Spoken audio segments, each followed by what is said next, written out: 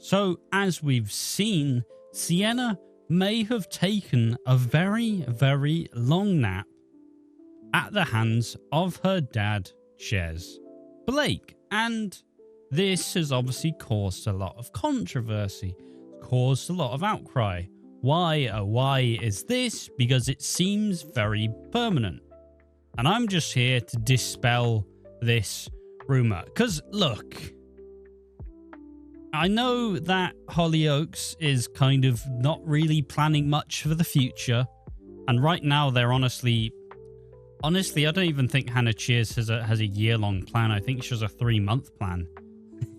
That's probably a bit facetious. But Hannah Cheers doesn't really seem to have that long a plan. So, now we kind of come into the question, why would they take a character who they have clearly built around so much and have them die 2 months before the anniversary? I don't know about that one, guys. I don't know about that one. Look, Sienna's not dead. Sienna Blake is not dead. I don't know why it's kind of a question that we have to kind of fondle as such, because look, when you do a serial killer storyline, you kind of have to tackle with, you want them to both take out important characters, and Jez Blake hasn't really taken out anyone important. I think, well, I suppose anyone important on screen. Obviously the biggest names are Dennis Savage, then Dilly, then Bobby Costello. So you have these characters who have been mentioned and been kind of depicted. But also, when you look at it in a different way, you have to think about it, you have to realize, first and foremost, Sienna is untouchable in Hollyoaks. Even if Sienna dies, which she won't, because she is probably the most successful Hollyoaks character within the last decade since she arrived, you are not going to kill her off, fundamentally. She is a huge part. She at this point is essentially a Hollyoaks legend, right? That's who she is. So I get that they want to tease it, but also we've seen stuff like this before. Remember when they faked out that JJ was dying with his leukemia, and he didn't, and he went to face justice? Remember when Sid Sumner, he was viciously stabbed by Victor Brothers, and it's like, oh no, Sid is dead. Oh my god, I can't believe they killed off Sid. And then in a couple months they went, hey, Sid's actually alive, lol, see ya. They just do this sometimes. It's a fake out. It is a fake out. Sienna will be back for the anniversary. And I think the anniversary is going to involve Jez Blake. It really is. It's going to be Jez. We're going to see him continue his reign of terror. Going to see him continue to take victims. And Sienna and Dodger are going to team up to try and get rid of their killer dad. And maybe even Liberty has the final killing blow as such. Because Jez was never really seen to be a long-term character from what we'd imagined. It didn't really seem like he was going to be that kind of, I don't know, because they wanted him back. And then they went, we're going to actually make him nice. And isn't it really fun? But it's also going to be really twisted. And then they went on to do the serial killer thing, which I also had this question, but it didn't really relate to anything. If they were just going to make Jez this killer, why didn't he just end Ethan instead of making it weird like it was Sienna?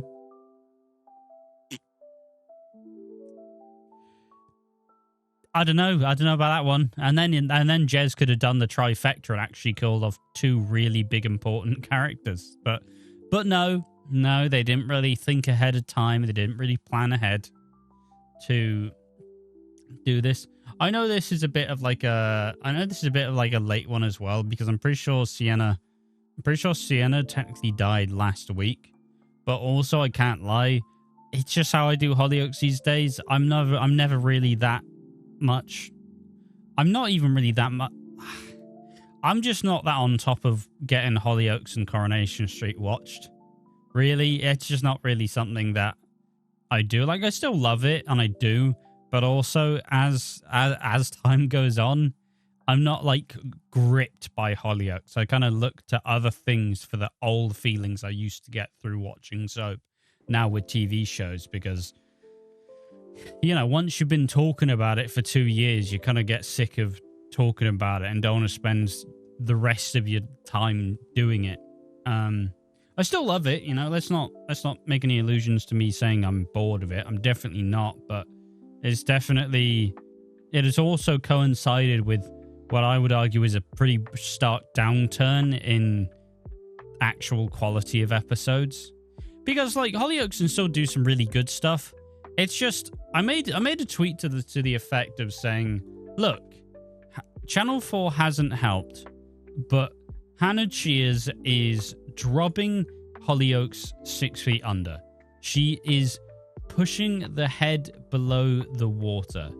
It's really going to have a kind of crazy thing. Where is this? I said, I've been super generous to Hannah Cheers and the Hollyoaks team, but the amount of awful retcons to fit the current direction is staggering. Typically in soap, things are set in stone, but in Hannah Cheers' Hollyoaks, everything can and will be changed. Let me just frame this up. The end is nigh. I do love Hollyoaks, but you're destroying history and molding it to fit your abhorrent vision. We have fantastic highs like the Frankie and JJ stuff, but rock bottom lows. Channel 4 hasn't helped, but Hannah Cheers is firmly planting the show 6 feet under. Because, like, you also do the thing, right? You do the thing. There's just so many retcons, right? Hey, Jeremy is dead, but hey, this is not technically a retcon, but it is basically saying, hey, Jeremy's not dead, or Patrick's not dead. In fact, it was Jeremy who is actually the twins' dad, and he is actually good guy, but then now he is serial killer. Or you go, oh, hey, this is fun. Now that instead of... there's just so much bollocks. There's just so much bollocks. Hey, Fraser Black, who was, yeah, sure, a criminal gangster dad, but instead of now being a pretty ruthless criminal, now he is Anthony Fox from Emmerdale. And instead of actually building to this really beautiful story, they just thrust it on our laps with no build-up. And Tamara Wall, who plays Grace Black, and Gemma Bissix, who plays Claire Devine, absolutely knock it out of the fucking park. It's incredible. It's really, really good material, but you didn't build to it. You just kind of go, huh. Oh, I have repressed memory. It just came out. Like, you keep changing shit. You keep changing history to fit the current narrative. When a soap... See, it's the weird thing with Hollyoaks, right? Where soaps are supposed to be a fictional version of reality. But alternatively, you need it relatively grounded so people could... they don't think it's real, but you want a sense of believability, because there is a subsection of the audience who does need everything to be believable. And Hollyoaks has never really catered to that niche, because Hollyoaks is infinitely less believable than everything else. But when you think of it in a different way, if you have... Typically in a soap, you have to find relatively reasonable ways to either, let's say, bring someone back from the dead, or you need a reasonable way to establish a storyline between some characters, and you have to work with the history. You do. You can't just pluck it out of nowhere. But unfortunately, Hannah Cheers' angle is, oh, that's a cool storyline. Yeah, but it doesn't actually make any sense. Let's do it anyways. Like, no. You can't just keep changing shit and expecting the audience to keep up.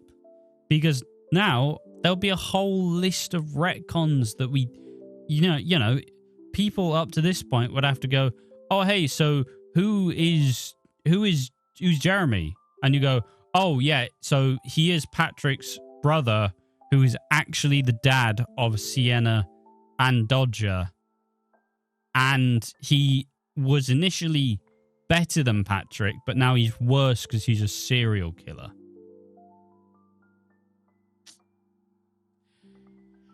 Yeah, okay. Oh, and Grace Black. Okay, so you have Grace Black, you have Rex, who's played by EastEnders alumni Paul Coker. I believe it's Johnny Laby. So I was like, all right, he plays this character. And, okay, so initially he is Grace's brother.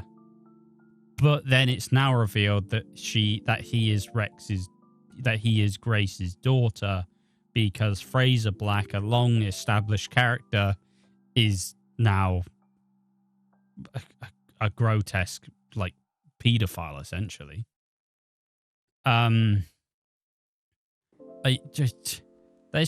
There's so many changes to fit the mold, and it's so rough, like, and not to put it as a downer, but we're trusting this team to piece together a good Brookside adaptation in 2025. Like, yeah, sure. I don't have, like, I did watch a bit of Brookside. You know, I kind of got to grips with a bunch of it, but like, we're trusting this direction to do it. And it's a weird thing as well, because like, I possibly got a video coming out soon, kind of trying to figure out whether the time jump was worth it. And I don't know whether I'll actually release it in the same video essay format that I have been doing, or I'll just get lazy with it. But Hannah Cheers got pretty much a clean break over the time jump. Yeah, sure, wasn't a clean break with all the characters being axed, but she got a really big clean break because she could push it a year in advance and just do whatever the fuck she wanted. Yeah, sure, you had to work with a story you set before, but you could do anything that you fucking wanted with that time. But it just doesn't seem like she's actually planned out a year of, like, Hollyoaks. It just doesn't. It's like, all right, what's next? Yeah, Claire Devine isn't dead. She's back now and she's still alive. Like, yeah, sure, makes sense for Claire Devine because, you know, even when the biggest villains you think are dead, there's a chance they're not dead anyways. And yeah, I love Hollyoaks. I do. I really, really do. But also, I'm both looking forward to the anniversary. But the main issue with the anniversary is once the anniversary is over, how much time does Hollyoaks have left? You know what I mean? If you consolidate what this current Hollyoaks is doing, how well is it really doing? That's my question.